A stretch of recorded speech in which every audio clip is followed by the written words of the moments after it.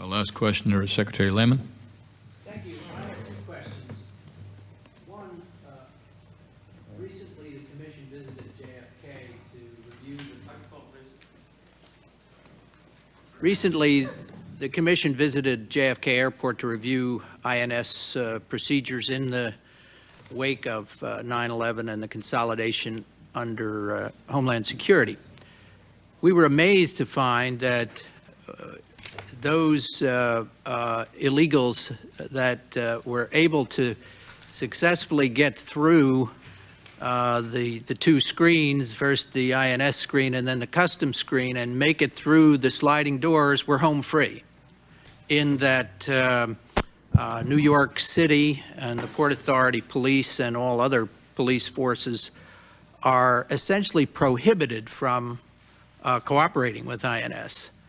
And similar municipal laws are enforced in other places, particularly in the South and West.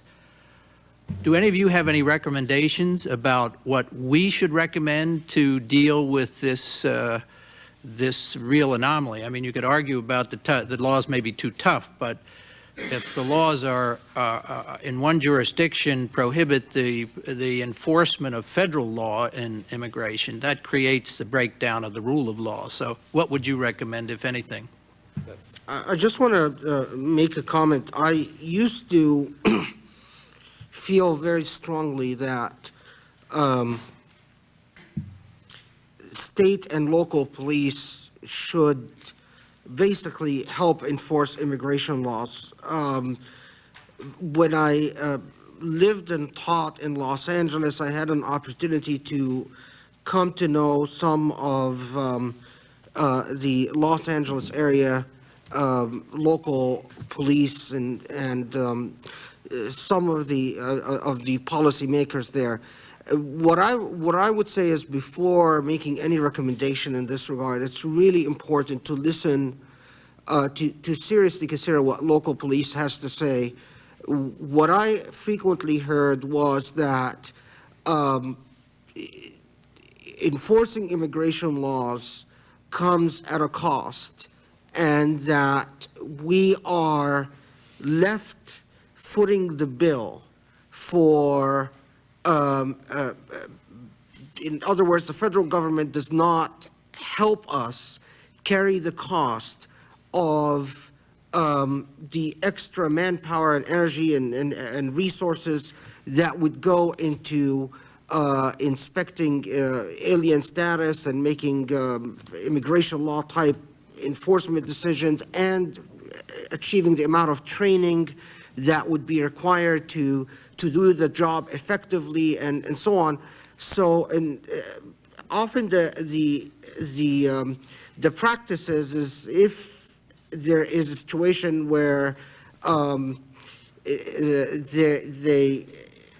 police officer, at least in Los Angeles, encounters someone who they suspect is an illegal alien, they'll simply hold him and call INS and just let INS deal with it. And that's the extent of their involvement, and there's a lot of resentment, at least that was expressed to me, about having to say things like, are you legal here, show me your immigration papers, et cetera, et cetera. So I think it needs a more, my sense is that it needs a more comprehensive treatment. If we're going to impose any additional duties on local police, we've got to make sure that there's the funding and there's the training that they seem to badly need in order to be able to perform this additional function. Commissioner, there's one proposal out there that I personally very much support, and I think it comes from the administration, and that is the notion that at least the names of the absconders and the criminal aliens whom the government is seeking ought to be put into the nationwide database, and that we ought to mandate that when local, state, and local authorities bring someone into custody for any reason, such as a traffic stop, and they run the name through the database anyway, that they be mandated to hold the individuals when they get hits. on that database. And it seems to me that would be a very productive step forward. And again, it would not put the state and local police in a position of having to interpret immigration law, for which they may or may not be qualified, but simply mandate them when they get an immigration hit against this database, that they have either a criminal alien that we're looking for or one of the absconders for whom there's already a removal order in place, that they be obligated to hold that person for the immigration service. I think that could be done, and I think it would not put the state and local police in the position of having to interpret immigration law. Yes, I think the issue calls for some subdivision here. There are ways in which we ought to promote more cooperation between local police authorities and the immigration authorities, and there are other ways in which it probably makes sense to have some division of labor there.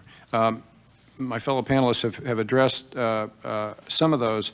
I think the reason is that from my own conversations with local police authorities, they don't want, they want to encourage cooperation from among all residents of the community to give them information about crime that's going on. If it's believed that they have a mandate that whenever they think even a complaining witness is illegally in the country, they run to the immigration authorities, then that may dry up some of that kind of information. And I don't think we want that. We're not at a point where we need that. On the other hand, there are other very well-designed targeted ways in which better cooperation could work out. The use of the NCIC system for absconders from removal orders is one way. I think if we had a broader, comprehensive policy, which I would favor, to do more about internal enforcement of the immigration laws and beef up those parts of the immigration machinery to be better equipped for that. We give most attention to the border. We should give more attention to interior enforcement. If we did that, then we might find ways to have a more productive interrelationship with the activities of local law enforcement. But there's some very specific initiatives that have been pioneered. For example, arrangements with local jails. As part of their own booking procedures, they will find out whether someone's foreign-born or not. Now, many of those may turn out to be naturalized citizens, but we were working out arrangements when I was at INS to arrange for either INS officers to interview several of those to see if, for the INS to make a determination whether they seem to be in the country illegally, or even better, to arrange for a video hookup so it could be done without INS officers having to spend a lot of travel time to different jail facilities. I think that's a very productive, cooperative way. It focuses on those for whom there's at least probable cause of criminal activity, and it could be advanced. And actually, I would say there's a wide variety of these non-cooperation policies that local municipalities have adopted. Most of them, if you look at the fine print, they do allow for cooperation if there's an indication of criminal activity. So we should address that some more. The Commission could probably make some useful recommendations along those lines. The strong non-cooperation policies go too far, but we should be careful about exactly the forms of cooperation that we design, and they should include careful training and a well-stated agreement about who does what in those circumstances. That leads to my final question. There have been proposals, in fact, there are half a dozen at least bills lying here in the Congress to approach the problem from a different angle and to legalize and document illegal temporary workers, as to have a regime similar to that in the European community, where you could have everyone that is in the country legally or illegally come and register. They don't become citizens, they don't get green cards, but they get work permits.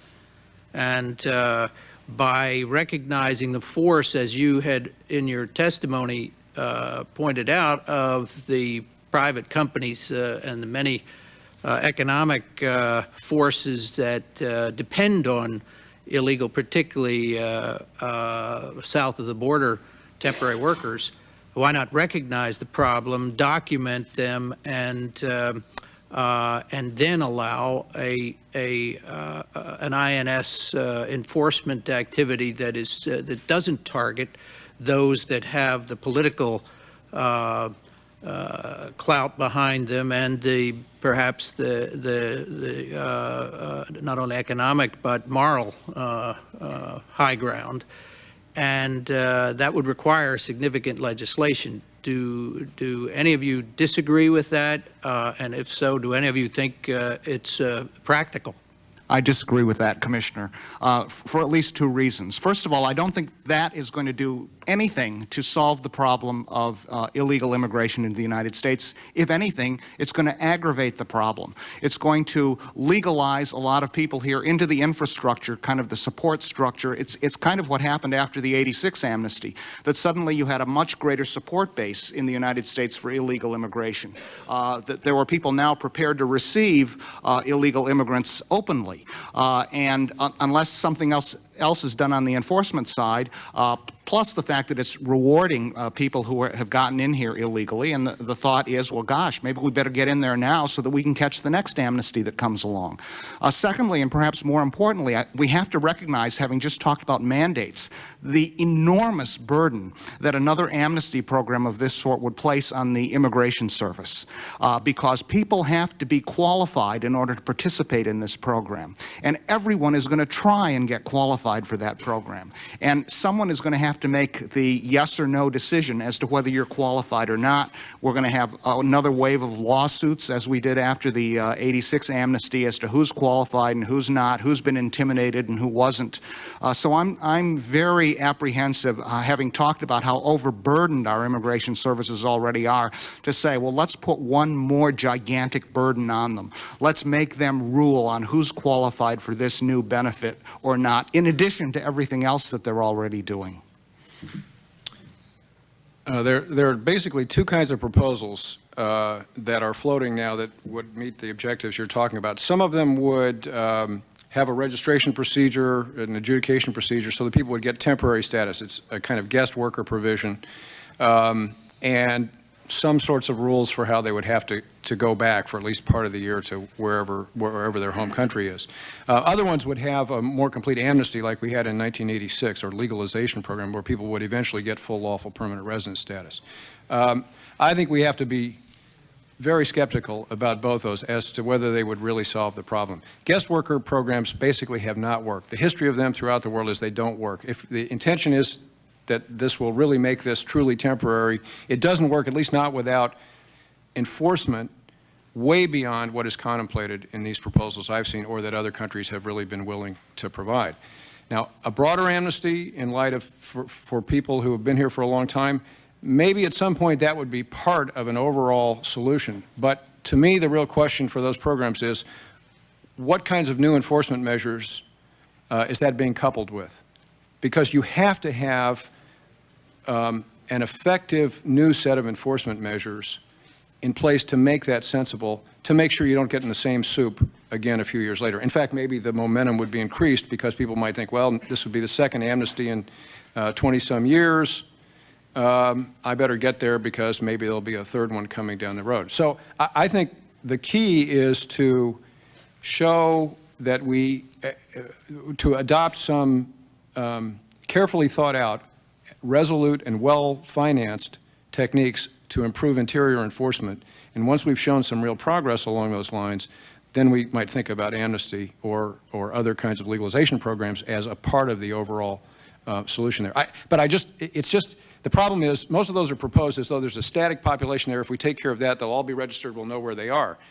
It doesn't ever stop there. There will be people coming the next time around, and you have to have something in place where you've thought about what do you do about that next wave of migration. Thank you very much.